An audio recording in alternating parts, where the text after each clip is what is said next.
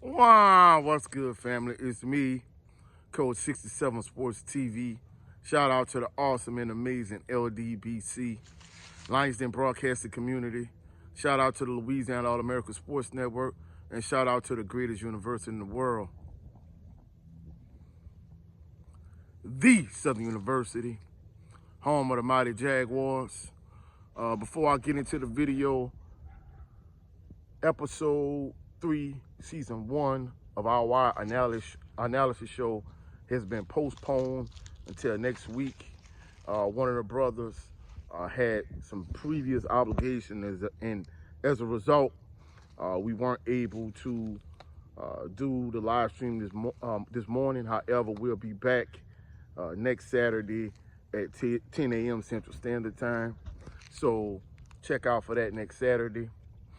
Also, one other thing I want to point out, for all the Jackson State fans, shout out to y'all.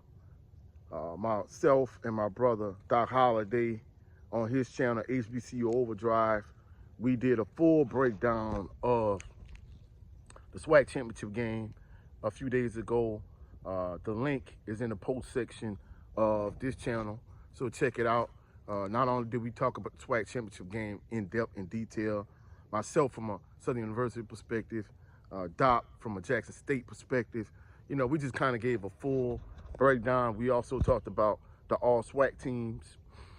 We talked about the coaching vacancies in the SWAC, recent coaching vacancies, coaches that were fired. We're going to also try to get together and have a post-SWAC championship game show this coming week, so stay tuned for that. Also, for all my members of Jaguar Nation like myself, on this channel, I gave a quick SWAC championship game preview and prediction. But on this particular video, this is a story time video for all those individuals that's new to the channel. I appreciate y'all. You're greatly valued, greatly appreciated. Shout out to y'all.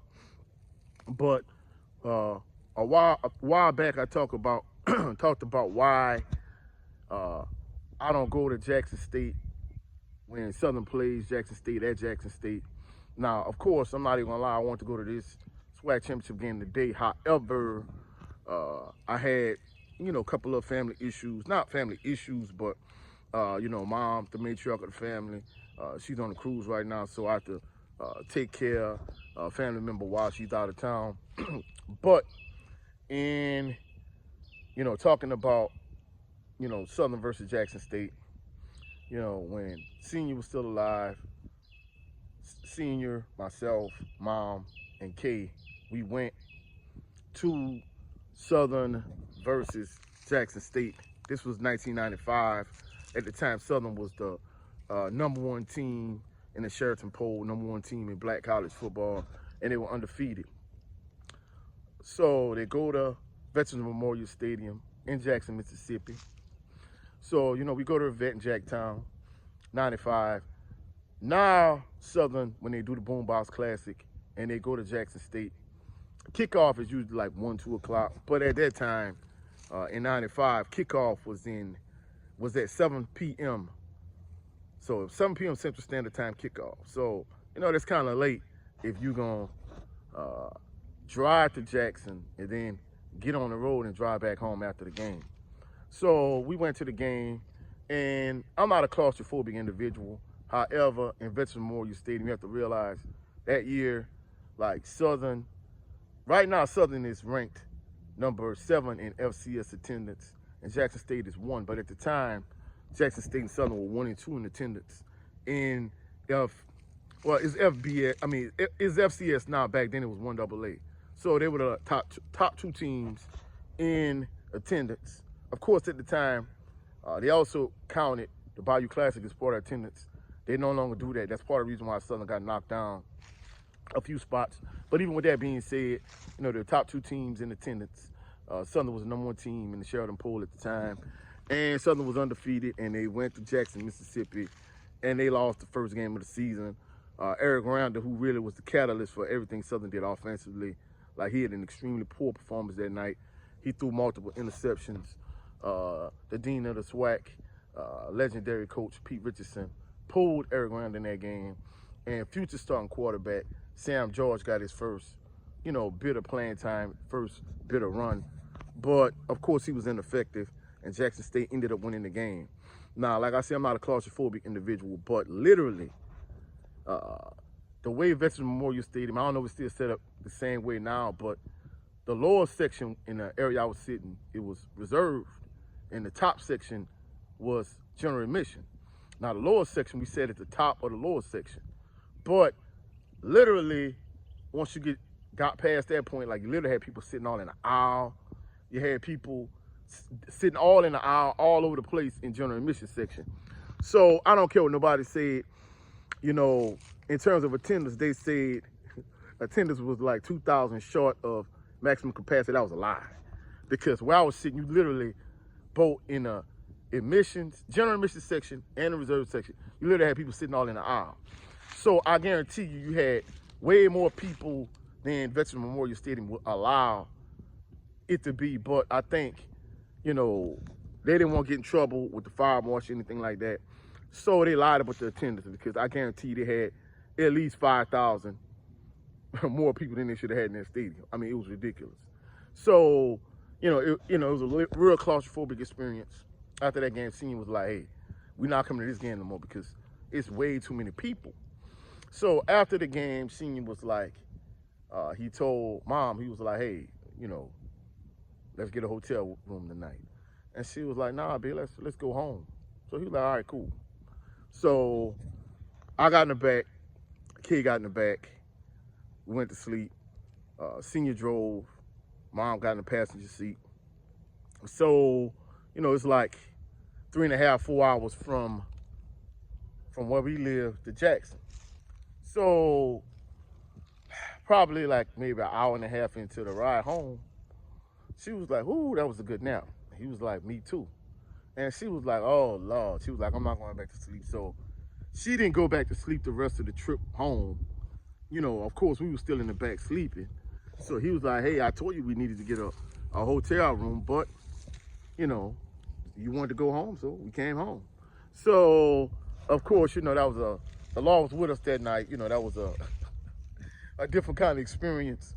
But the thing that kind of stood out to me, more so than Southern playing like the worst game they played that entire 95 season, Eric Randall had a poor performance, but that was like the only bad game he had the whole season. In the 93 season, the only game they lost to Nicholls State of all teams, of course. In the other story time, I talked about how Senior went to Nicholls State, not by choice, but by necessity, and the fact that my grandmother was like, hey, where we from, Nicholls State is closer to Southern, so he was like, hey, you better get your behind on that bus and go to Thibodaux. So, those 2 years, that was like the only 2 bad games Eric Randall had the whole season. But Southern ended up bouncing back after the loss to Jackson State, ended up running the table. It's a Celebration Bowl now. It was the Heritage Bowl, and ended up winning back then. But the thing that stood out about that night more than anything was the fact that it was such a packed and crowded game. Like, there was no empty seats in Veterans Memorial Stadium. Literally had people sitting all in the aisle. I mean, you had people like literally all over the place. And for those individuals that sat in the general admission section, like, you couldn't even leave your seat to go to the bathroom, because if you left your seat and went to the bathroom, when you got back, that seat was gone because of general admission. So that's part of the reason why, even though I wanted to go to the SWAC championship game today, because Mom is on a cruise, I really couldn't go. But even with that being said, that's the reason why, even though, it's a extremely exciting game, it's probably, one of, a lot of people say it's Southern's biggest rival. I disagree. Even though, Southern won the Bayou Classic last week in 3 years straight. Even with that being said, I still think Grambling is Southern's biggest rival, but I think right behind Grambling is Jackson State. But, I look forward to having and seeing an excellent SWAC championship game today. I'll catch y'all later on this evening for my post-game reaction. But that's it for this video. Hope you found value in the video. If you did, please like the video, share the video, comment in the comment section, subscribe to the channel. Also, click the notification bell so you can be alerted anytime I post any new videos. Also, go check out my brother, Charity Loving Green, on his channel. Every Sunday he does a show called the Southern Baller Show. Also, go check out the other brother, Brent Fox, on his channel. With his show, it's just me starring Brent Fox. For all my LDBC family members like myself that love boxing, the brother, he does a 20 by 20 series where he breaks down fights, so on and so forth.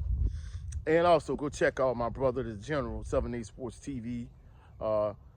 We didn't do our normal wire analysis live stream this morning, but go check out his channel. He has an amazing channel with 94K subscribers. If you love boxing like I do and just love sports in general, go check out 7A Sports TV. His backup channel, it has been changed from the LDBC General to the No 304 Show. Tomorrow gonna be the first episode with himself and Blu-ray. So go check out the No 304 Show tomorrow. I'll catch y'all on the rebound. Y'all have a blessed, phenomenal day. Catch y'all for my post-game reaction. Peace and blessings to everybody.